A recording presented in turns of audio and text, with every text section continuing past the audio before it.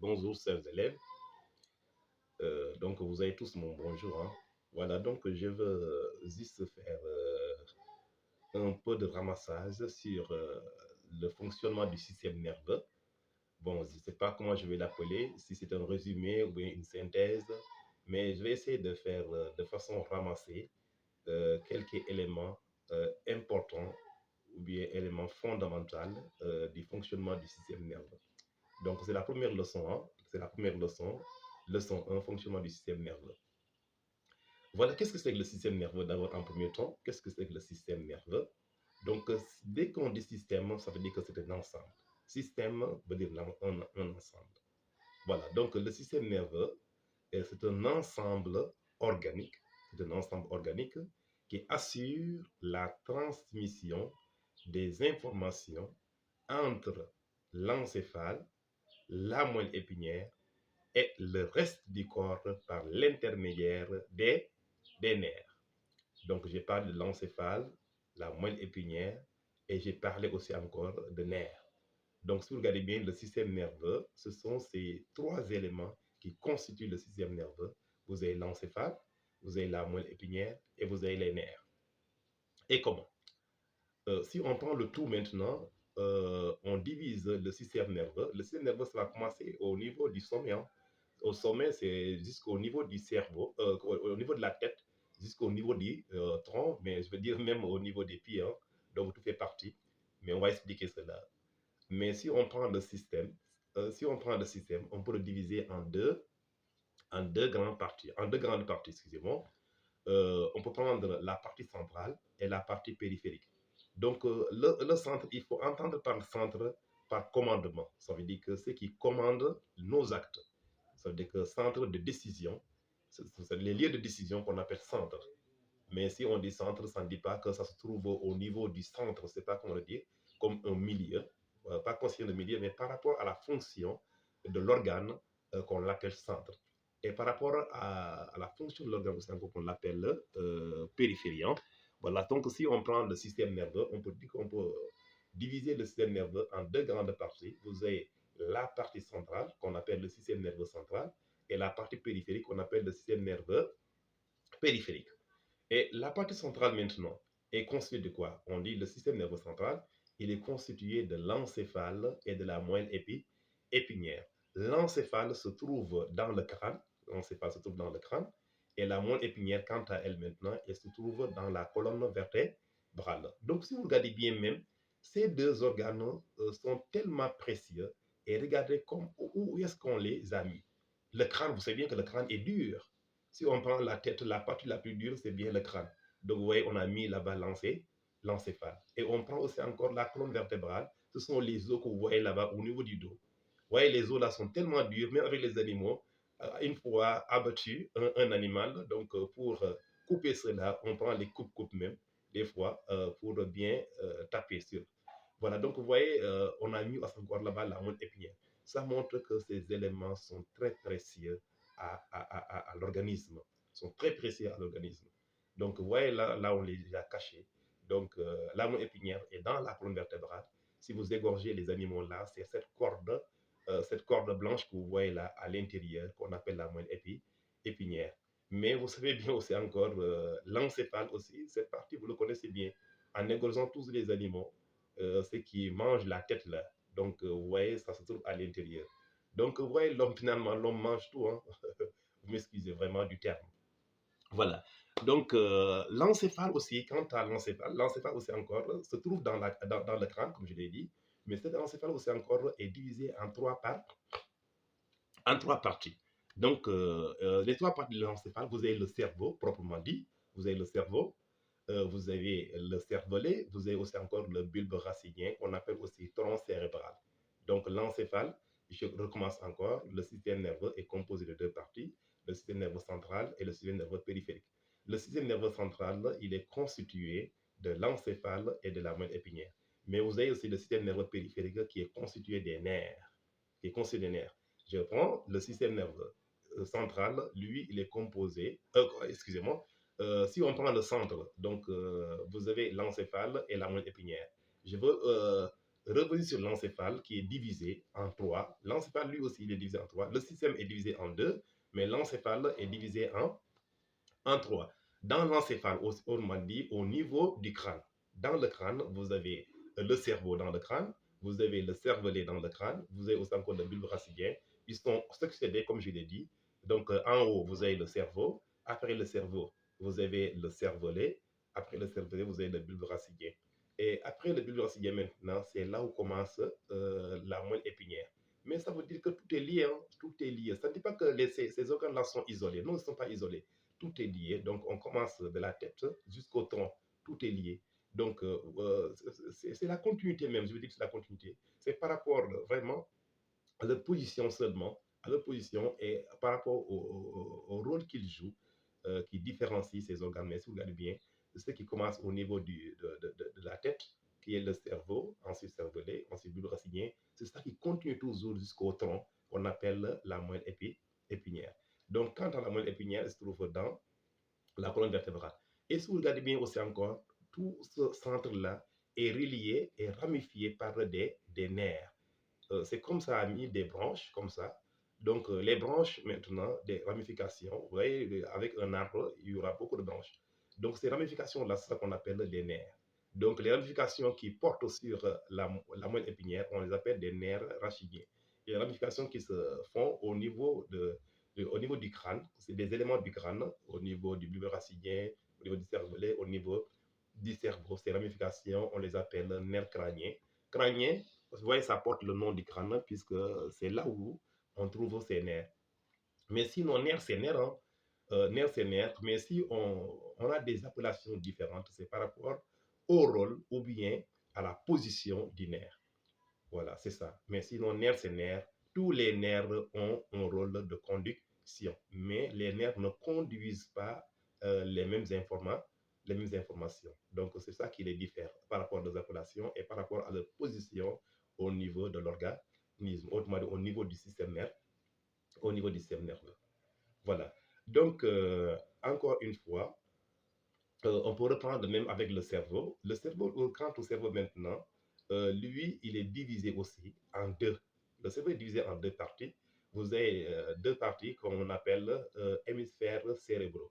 Il y a l'hémisphère cérébral gauche et l'hémisphère cérébral droit. Il y a l'hémisphère cérébral gauche et droit. Le cerveau, quant à lui, il est divisé en trois parties. Vous avez en trois parties qu'on les appelle des hémisphères cérébraux. Donc là, on parle d'hémisphère cérébral. L'autre, on parle de hémisphère cérébral. Voilà. Le bulbe rachidien, comme vous le connaissez, c'est le tronc. C'est le tronc, donc ça veut dire que c'est là où se limitent les éléments qui se trouvent dans le crâne. Et en prolongeant maintenant dans la colonne vertébrale, on prend un autre nom maintenant en disant que c'est la moelle épinière. Voilà. Voilà. Maintenant, comment ça se fonctionne? Comment ça se fonctionne? Le système nerveux. Voilà. Donc, comment nous faisons la perception de notre environnement? Comment nous faisons la perception de notre environnement? Ça veut dire que nous nous communiquons avec notre environnement grâce à des organes qui se trouvent en nous. Et sans ces organes, nous ne pouvons pas se communiquer avec le monde extérieur. Et ces organes, on les connaît bien, ce sont les organes des sens. Et on a combien d'organes de sens? On a 5 organes des sens. Donc sans ces organes, vraiment, on ne peut pas se communiquer avec le milieu extérieur.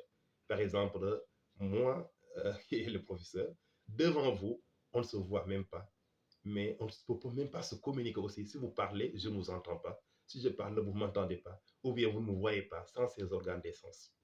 Donc, il n'y aura pas de sensation, il n'y aura rien. Donc, il n'y aura pas de communication avec l'environnement. Donc, ces organes des sens, on les connaît bien. On l'a appris depuis l'école élémentaire.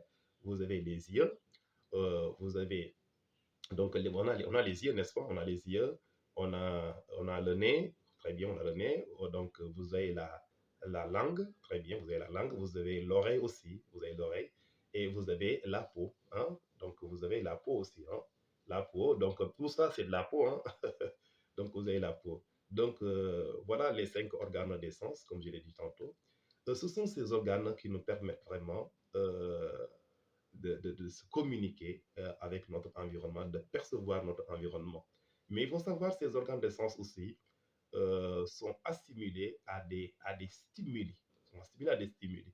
Donc, chaque stimuli passe par un organe de sens. Chaque stimuli passe par un organe de sens. Par exemple, le stimulus lumière. Le stimulus lumière va exciter l'œil. Le stimulus lumière excite l'œil. Le stimulus son excite l'oreille. Le stimulus odeur va exciter le nez. Et le stimulus goût va exciter la langue.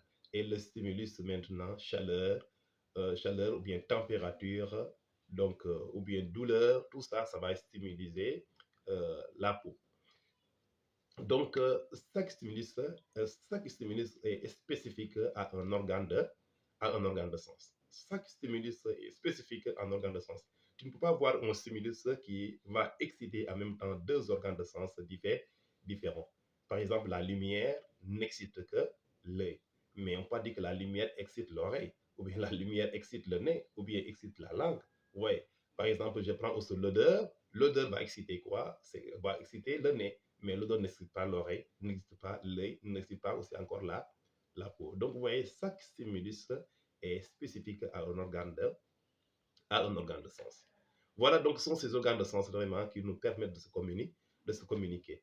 Donc, une fois l'excitation, donc à chaque fois s'il y a une réaction ou bien il y a un comportement, ça montre qu'il y a un stimulus.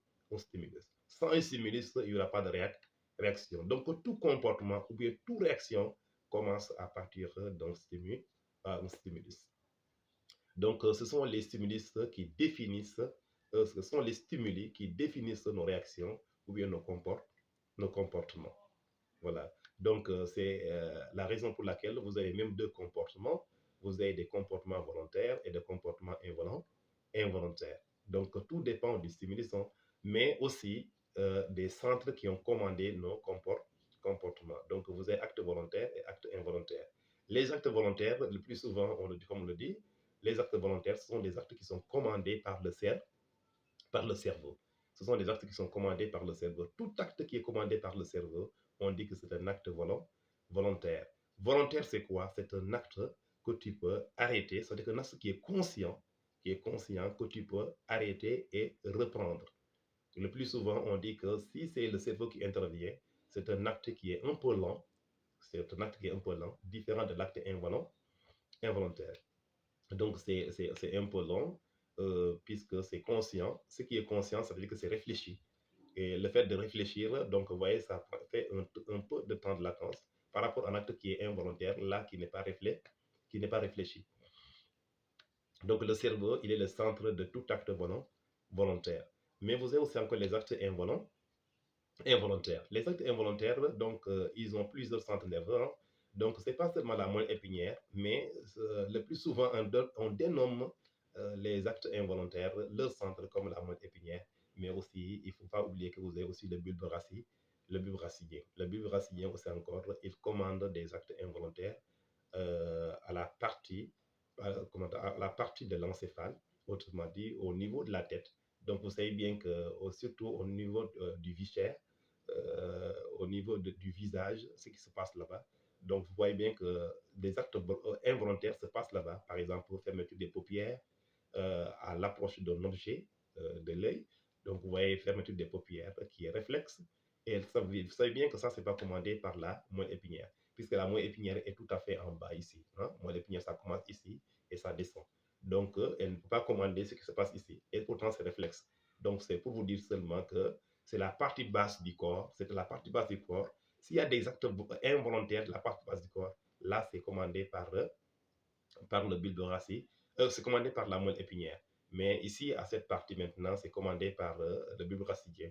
Même le bulbe racidien, il descend jusqu'au niveau des poumons, hein, puisque les battements cardiaques, les mouvements respiratoires, tout est contrôlé par le bulbe racidien.